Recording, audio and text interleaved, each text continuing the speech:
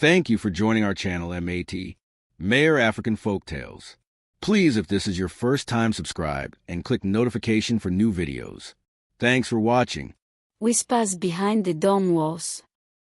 Queens of the night. In the heart of Lagos, tucked between the dusty roads of Ikeja, stood Blessed Hope Girls' College, a well-known private boarding school, wrapped in high fences, security gates, and a polished reputation. Parents believed their daughters were safe there, growing into good, God-fearing women. But inside those walls, not everything was as it seemed. Among the hundreds of students, 3 girls stood out like fire in dry grass: Ada, Ronk, and Bisola. They were not just students. They were the rulers of midnight. Ada, the leader, had eyes that sparkled like trouble and a sharp tongue that could slice through iron. She came from a rich political family in Abuja. Her father was always traveling abroad, her mother, buried in charity events. Ada lived like no one was watching, because no one truly was. Ronk, the street-smart one, grew up in Suralere. Her mother sold fabrics at Tejosho Market and worked too hard to notice when things started changing. Ronk was the queen of slang, the one with a plan for everything. She could charm a teacher and still sneak out with a bottle of Hennessy tucked in her bra. Bisola, the quietest, was not meant to be there. She was the daughter of a respected pastor in Ibadan. Sweet, innocent, but weak to pressure. She followed Ada and Ronk like a lamb to the slaughter, laughing when they laughed, dressing like them, doing what they said, even when her heart whispered no. But in the beginning, no one noticed. The 3 girls wore neat uniforms during the day, aced their exams, and smiled at visiting parents. At night, it was another story. Every Saturday evening, when most students gathered for fellowship in the school hall, the girls slipped out through the back fence, where a man named Bobatonji, the school gateman, would turn a blind eye for a price. And outside the fence, the real world waited. Cars, hotels, older men. Phones buzzed with names like Uncle Beo, Senator Mike, Chief Dozie. They weren't students anymore, they were daughters of the night. One Friday evening, after lights out, Bisola sat on her bunk, staring at a photo of her family. Her mother, with that soft smile. Her father, holding a Bible. Her chest tightened. Bisola. Ada hissed, opening the dorm window. We dey go oh. You won't spoil our runs tonight. Bisola hesitated. I'm tired, she whispered. Maybe I'll join next week. Ronk scoffed. No lie. That your sugar daddy just broke, now why you dey form born again? Ada rolled her eyes. If you like, stay here. But make you know say, opportunity no dey wait person. Then they disappeared into the night, heels clicking on wet ground. Bisola sat back and sighed. She didn't know it yet, but that night would be the last peaceful one she would ever have. Where the fire starts to spread. This section shows how Ada, Ronk, and Bisola begin influencing other girls, how secrets grow louder, and small cracks begin to show. The story gets deeper, darker, and more emotional. The Poison River. Like whispers in Harmattan breeze, the influence of Ada, Ronk, and Bisola started to spread. At first, it was small. A borrowed lipstick here. A tucked-in miniskirt there.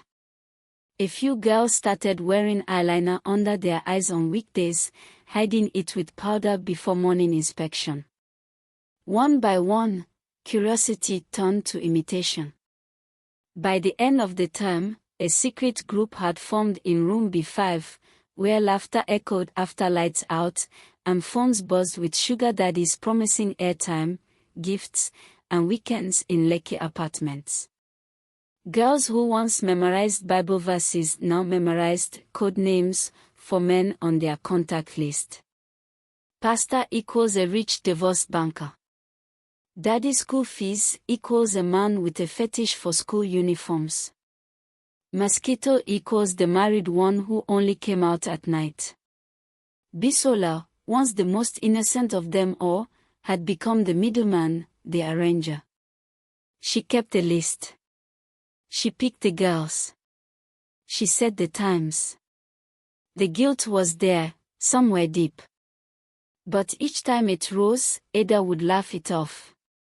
Guilt no dey feel bell, busy. Wake up.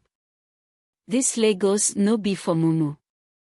And Bisola would nod, telling herself she'd stop, just not yet. In the teacher's lounge. Mrs. Adebayo, the new English teacher, sat at her desk frowning at the sudden change in some girls. She had been a student in Blessed Hope years ago. Back then, the girls wore long socks and wrote letters with pink ink. Now, they walked like TikTok queens, and some had perfume stronger than her own. One afternoon, she pulled Bisola aside.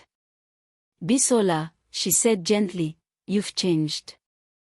This isn't the same girl I met in JSS 1. What's going on? Bisola smiled, too quickly. Nothing, Ma. Just growing up. But her eyes were hiding something. That weekend, another girl named Simi, a shy SS2 student, was caught trying to sneak a phone out of the school compound. When they checked it, they found messages from a man named Alhaji Kozim. Dirty messages. Promises of money. Uber receipts. The school called her parents. Her mother fainted. Her father broke down and wept on the principal's office floor. I gave everything to this school, he cried. I trusted you. My daughter is only 16. But when they asked Simi how it started, her lips trembled. Ada. Ronk, and Bisola, she whispered. That was the first name drop. But not the last. Meanwhile, back in Ada's world, life was still glittering. Her main sponsor, a 42-year-old man with 3 children, just bought her an Apple Watch and promised a December trip to Dubai. She flaunted it during visiting day, telling her parents it was a gift from a family friend. They smiled, proud of their matured, classy daughter. Ronk had started using emergency pills like candy, her period becoming a strange visitor that came late and left too soon. Bisola had lost count of how many secrets she was keeping. But something was shifting. Their luck was running out. When one night changes everything. It's where choices finally meet consequences, and the story begins to take a tragic turn. Where the night the girls thought would be like every other becomes the one that changes everything, forever. This is the emotional turning point, raw and intense. Let's go. The night that spoke. It started like every other Saturday night. Rain had fallen earlier, and the Lagos night air was thick with wet dust and secrets. Inside room B5, Ada sprayed her body mist, dancing to a song playing low on her speaker. Ronk applied gloss in the mirror, while Bisola scrolled through her messages, checking the time. 9:47 p.m. Bisola. Uber is downstairs. He's in a black Benz. Says to use the back gate. Ada, smiling. Correct. Chief Don is always on time. I get why I like older men, no stress, no walla. Ronk, grinning. Tonight go mad. But Bisola didn't smile. Her stomach twisted. Her hands were cold. She had a bad feeling she couldn't shake. She looked at her phone again. A message had just come in from her mom. "We prayed for you tonight. Daddy said God told him to cover you in mercy. I love you, my sunshine." She stared at it. Then deleted it. "Let's go," Ada said. They tiptoed through the corridor, silent like cats in the dark. Baba Tanji, already drunk on Ogagoro, opened the small gate with one eye closed and one hand stretched out. Ronk dropped a wad of cash in his hand. "Sleep well, Baba." And off they went. The car ride. The black Benz smelled of leather and cigars. Chief Don was older than the rest. In his late 50s. Skin like polished ebony. Beard peppered with white. His eyes, cold, hungry. Ada slid into the front seat like a queen. Ronk and Bisola climbed into the back. He turned and smiled. "My beautiful girls. Tonight, you make Daddy proud." No one spoke. He drove to a hotel in Victoria Island, not the usual cheap lodge. This was something bigger. Fancier. Bisola felt smaller with every turn of the tires. The hotel room. Inside the presidential suite, everything felt off. There was another man waiting. He was younger, maybe early 40s, but his eyes were red like someone who hadn't slept in days. He looked at Bisola and grinned. "This one looks fresh." Bisola froze. "Wait. I thought it was just Chief Don," she whispered. Ada turned to her. "Calm down, now. No big money tonight. This guy be Senator's friend." Bisola's hands shook. "Ada, I want to go. Please. I'm not feeling well." Ron gave her a side glance. "Don't spoil show. You know say we don't do refunds." Chief Don poured whiskey into glasses. The men laughed. The music got louder. But the fear inside Bisola screamed louder. Then it happened. At 1:38 a.m., the hotel manager called the police. One of the girls had collapsed, unconscious, bleeding. Ronk was screaming. Ada was slapping someone. The men were gone. Chief Don had fled. And Bisola was lying on the bathroom floor, shaking, cold, foaming at the mouth. At the hospital. When her parents arrived at the emergency room, they saw their daughter wrapped in tubes and machines. Their pastor's daughter. Their choir leader. Their pride. Her mother screamed so loudly, nurses came running. Her father fell to the ground, crying, "No. My Bisola. My only daughter." The doctor's voice was flat and tired. She had internal bleeding. There were signs of abuse. "We found traces of drugs in her system. She was lucky to make it." Back at school. Police came to Blessed Hope Girls College. Students whispered. Teachers shook their heads. Ada and Ronk were arrested. Baba Tanji was dragged out of the compound like a criminal. Parents were summoned. There was shouting. There was wailing. There were resignations. The news hit social media. SS3 girls caught in sugar daddy scandal. Private school in Lagos exposed. Daughter of pastor found unconscious in hotel. Blessed Hope's name was forever stained. And Bisola. She never returned to school again. When the music stopped. 1 week later. Blessed Hope Girls College was quiet. Not the usual kind of quiet, but the kind that comes after a storm has destroyed everything. Assembly grounds were nearly empty. The laughter in the corridors had died. Room B5 was sealed off. No one dared go near it. Some said they could still hear voices there at night, like the walls were replaying the scenes that happened inside. Ada's parents. Ada's father stormed into the principal's office with 3 bodyguards, face red with shame. "You people have failed," he shouted. "How dare you let this happen under your roof? I sent my daughter here to become a lawyer, and now the whole internet is calling her a prostitute.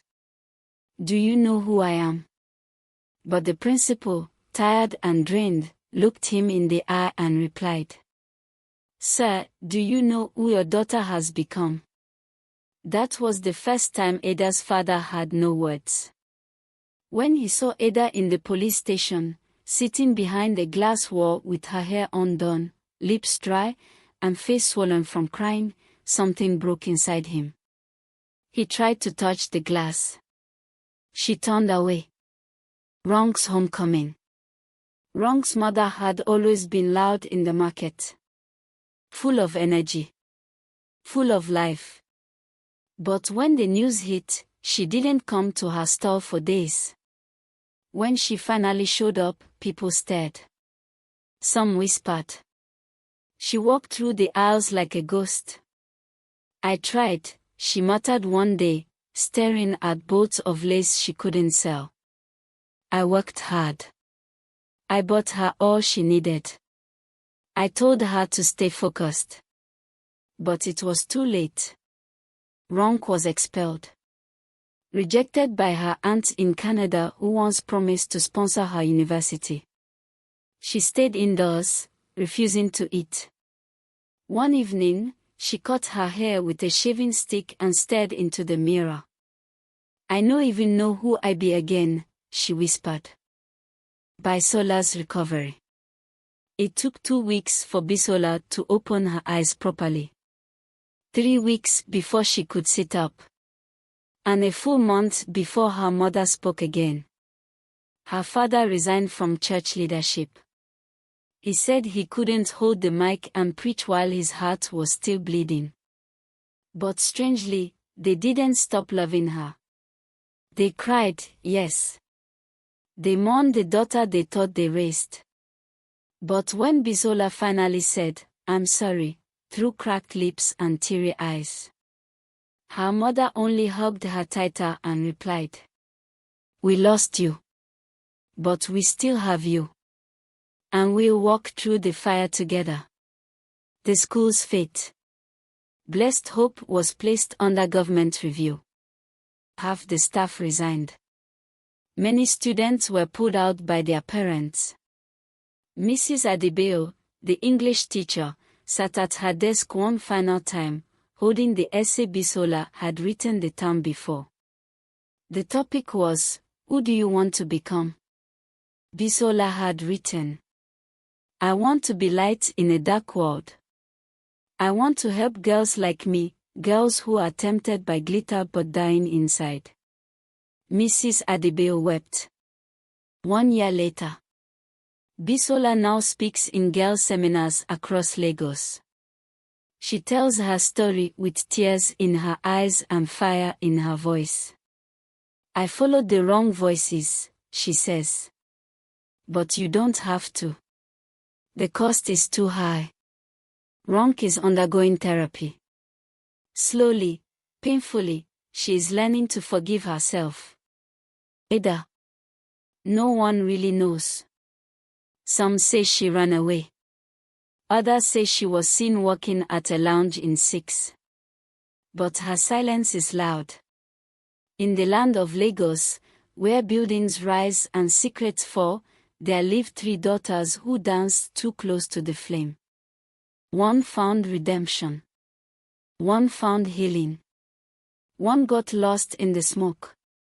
This is not just their story. It is a mirror to every parent who is too busy to look.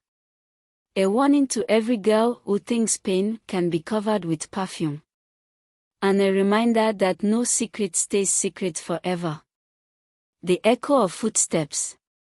The wind that once carried their laughter now whispered through the empty halls of blessed hope. New students came. New dorms were built. But the names Ada, Ronk, and Bisola were never truly forgotten. Teachers spoke of them in hushed tones. Students heard stories at night, whispered under mosquito nets. Be careful who you follow. Some parties cost more than you can pay. Some doors, once opened, will never close the same again. Time moved on, as it always does, but the scars remained. Bisola's voice. She stood on a stage in an all-girls school in Ilorin, facing over 200 students in purple uniforms. Her eyes were gentle, but deep with sorrow. She didn't preach. She didn't condemn. She told the truth. I wanted to be loved. To be wanted.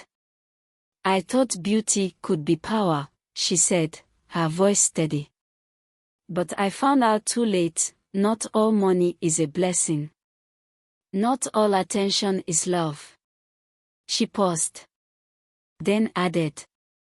What you do in secret will one day speak louder than your loudest prayers. Silence. A few girls wiped tears. Some lowered their heads in guilt, maybe they were already walking that path. And just like that, Bisola became a new kind of queen, not of the night, but of the truth. Ronk's new steps. After months of therapy and silence, Ronk began drawing. She filled sketchbooks with pictures of what she had lived through, the pain, the glitz, the masks. She started a small art page online, called Faces I Wore. People didn't know it was her at first. But her paintings spoke louder than her voice ever could. In one drawing, 3 girls walk into a hotel.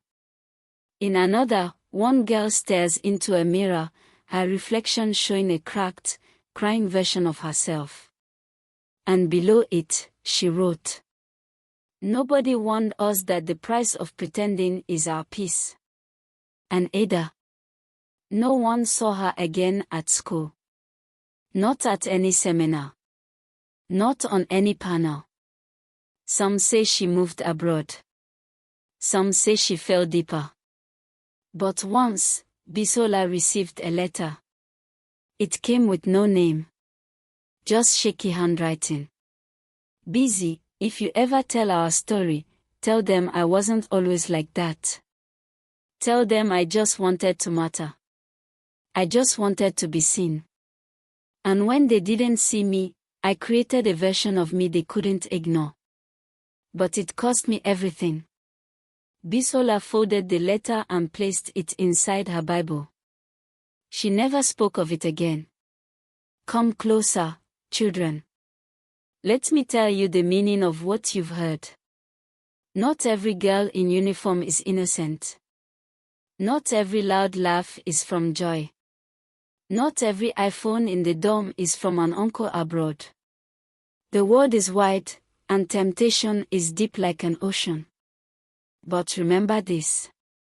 The hand that feeds you can also choke you. The road that looks easy may be hiding traps. And silence, oh, silence, can kill faster than shame. Parents, listen to your children. Look beyond grades and neat braids. Teachers, don't be too busy with registers to notice broken spirits. And girls, beautiful, strong girls. Know that you are enough, without money, without men, without false love. Because in this Lagos, in this life, only truth can keep you free.